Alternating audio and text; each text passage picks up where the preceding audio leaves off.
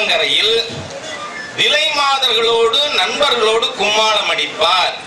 அதற்கு வீட்டிலே நாகம்மையாரை விற்று உணவு சமைத்து அனுப்ப சொல்லுவார். நான் கேட்கிறேன், ஒரு பெண் புருஷன் எவ்வளவு பெரிய பேமானியா இருந்தாலும் மன்னிச்சிருவார், திருடா முள்ள மாதிரி என்ன பண்ணாலும்.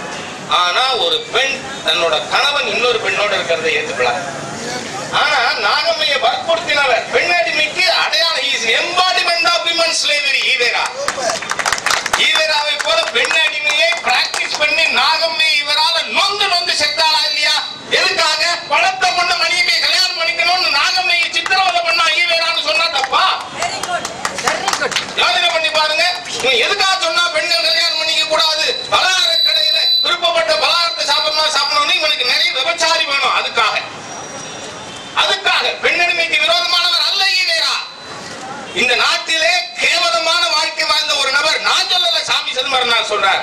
வழக்கு போட வேண்டிய சாமி சிதம்பரனார் மேல. நண்பர்களே, அதற்கு அடுத்து ஈவேரா ஒரு பெரிய தலித் விரோதி. மதுரையில, திருப்பதியில, மதுரையில திரு வைத்தியநாதையர், திருப்பதியில ராஜாஜி அவர்கள், இவர்கள் எல்லாம் தலித் மக்களை கோவில் கொண்டு போனாங்க. ஈவேரா போனாராங்க. அதோடு மட்டுமில்ல, ஈவேரா சொன்னது 1973 மாசம், என் ஞாபகம் நவம்பர், அம்பேத்கர் மாத இதழில் ஈவேராவை கண்டிச்சு வந்திருக்கிற அறிக்கை. ஈவேரா என்ன சொல்றாரு? அந்த வார்த்தையை சொல்ல எனக்கு மனசு கிடையாது. தலித் பெண்கள் ரவிக்க போடுறதுனால துணிவலை ஏறி போச்சுன்னு ஈவேரா பேசியிருக்காரு. இது வேணும்னா நீங்க நம்ம தலித் சகோதரர் வெங்கடேசன் அவர்கள் ஈவேராவின் மறுபக்கம்னு புத்தகம் எழுதியிருக்கார். தலித் மாத இதழ்லையும் இருக்கு, அம்பேத்கர் மாத இதழ்ல ஈவேராவின் மறுபக்கம் புத்தகத்திலே.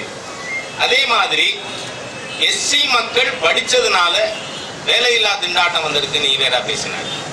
அதனால ஈவேரா என்ன சீர்திருத்தவாதி, சமதர்மவாதி. ஆகவே ஈவேரா பெண்ணடிமைக்கு எம்பாடிமெண்ட். அதே மாதிரியா தலித் மக்களுக்கு விரோதமாக இருந்தார், தேச விரோதியா இருந்தார். இதெல்லாம் எதுக்காக? நான் லார்டு மெக்காலே சொன்னதை படித்தேன். இப்ப அதாவது இந்த நாட்டு மக்களுடைய ஒழுக்கம், இவர்களுடைய கலாச்சாரத்தின் மீது இருக்கின்ற அபிமானம், இந்தியா எது அந்நிய பொருள் எதா இருந்தாலும் அதுதான் உயர்ந்தது அப்படின்றெல்லாம் பேசினாத்தான், சுய கௌரவத்தை அழிச்சாதான் இந்த தேசத்தை அடிமைப்படுத்தலான்னு வெள்ளைக்காரன் திட்டம் போட்டு ஈவேரா அது மாதிரியாக வெள்ளைக்காரன் ஏஜெண்டா நீதி கட்சியில இருந்தார். அதுக்கப்புறம் தீக்க ஆரம்பிச்சார். 47 சுதந்திரம் கிடைக்கிறது வரை அவர் வெள்ளைக்காரன் கைக்கூலியா தான் இருந்தார். அது மாத்திரமல்ல நண்பர்களே, தமிழ்ங்கிற வார்த்தையே இருக்கக்கூடாது. அந்த அளவிற்கு தமிழுக்கு விரோதமான இவர் ஈவேரா மாதிரி ஒரு ஆன்டி தமிழ் பர்சனாலிட்டி யாரும் கிடையாது. ஏப்ரல் 14ஆம் தேதி அறிவிக்கப்பட்ட 10 மணிக்கு முன்பாக காலை 6:45 வெறும் மீடியா பர்சன்ஸை வச்சுட்டு கதவை சாத்திண்டு தாலியா இருக்கிற போராட்டத்தை வீரமணி, சுபவீரபாண்டியன், கலியன் பூங்குண்டன் ஆகியோர் நடத்தியிருக்கிறார்கள்.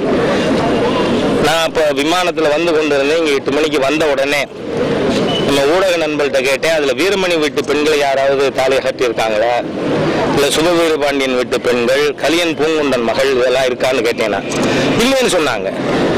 ஆகவே தாங்கள் வீட்டு பெண்களை அந்த மாதிரியா பகிரங்கமா அசிங்கப்படுத்தாம தன் கட்சியில் இருக்கிற அல்லது காசு கூட்டிட்டு வர்ற சாதாரண பிளேயபிள் விமன் அவங்கள வச்சு இந்த மாதிரியான ஒரு அருவருக்கத்தக்க நிகழ்ச்சியை வீரமணி நடத்தியதை பாரதிய ஜனதா கட்சி, இந்து முன்னணி, சிவசேனா உள்ளிட்ட அனைத்து இந்து அமைப்புகளும் கண்டிக்கிறோம்.